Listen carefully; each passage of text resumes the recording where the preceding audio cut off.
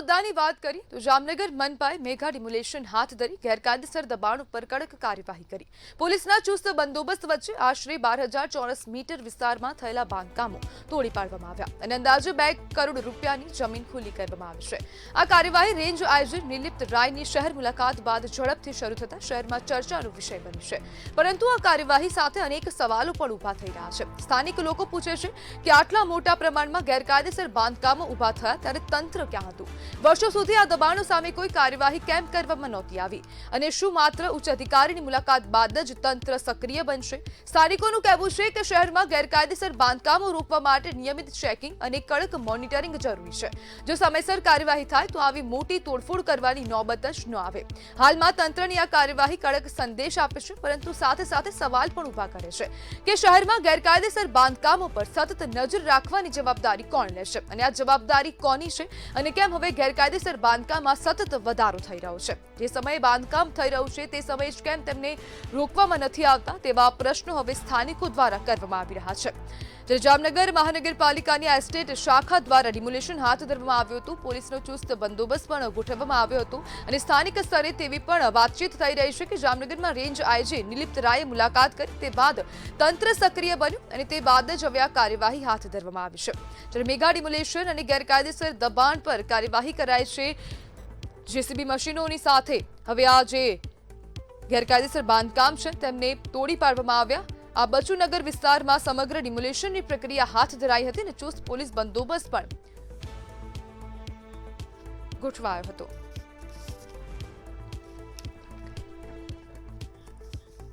અને આજ મુદ્દે આપણી સાથે ચર્ચા કરવા માટે પત્રકાર હિરેન ત્રિવેદી જોડાઈ ગયા છે। હિરેનભાઈ, વર્ષોથી આ દબાણો થઈ રહ્યા છે, તંત્ર કેમ મૌન છે? જામનગરમાં છેલ્લા 1 વર્ષમાં આજે નવા કમિશનર આવ્યા ત્યાર પછી ડીએન મોદી સાહેબે લગભગ 974 ગેરકાયદેસર બાંધકામો તોડ્યા હતા। ખાસ કરીને આજે બચ્ચુનગરમાં જે 11,500 ફૂટ જમીનમાં 14,000 ફૂટનું બાંધકામ થયું અને રૂપિયા 3 કરોડની જમીન કેટલા દિવસ પહેલા જમાતખાનાની નોટિસ પણ આપવામાં આવી હતી।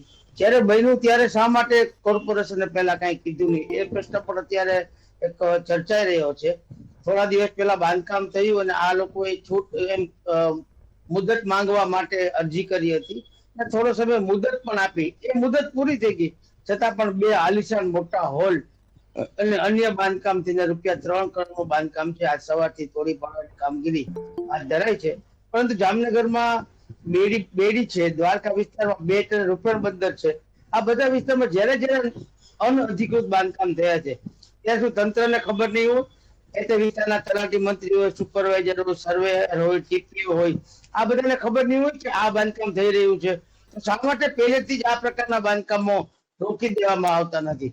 બાંધકામ તૈયાર થઈ જાય 5-6 વર્ષ કે 10 વર્ષ થઈ જાય, કોઈ કડક અધિકારી આવે ત્યારે જ આ પ્રકારના પગલા લેવે છે। તાજેતરમાં એટલે 2 દિવસ પહેલા રાજકોટ રેન્જના આઈજી નિલિપ્ત રાય જામનગરમાં આવી અને વોર્ડ નંબર 12 માં મુલાકાત લીધી, ખાનગી મુલાકાત લીધી। ત્યારબાદ એક રાઉન્ડ પણ માર્યું। એમાં એમના ધ્યાનમાં આવ્યું કે એક બાંધકામ છે એમાં ઘણી બધી રૂમ છે, ગેરકાયદેસર બાંધકામ છે, આ બાંધકામ કેમ તોડી પડાતું નથી?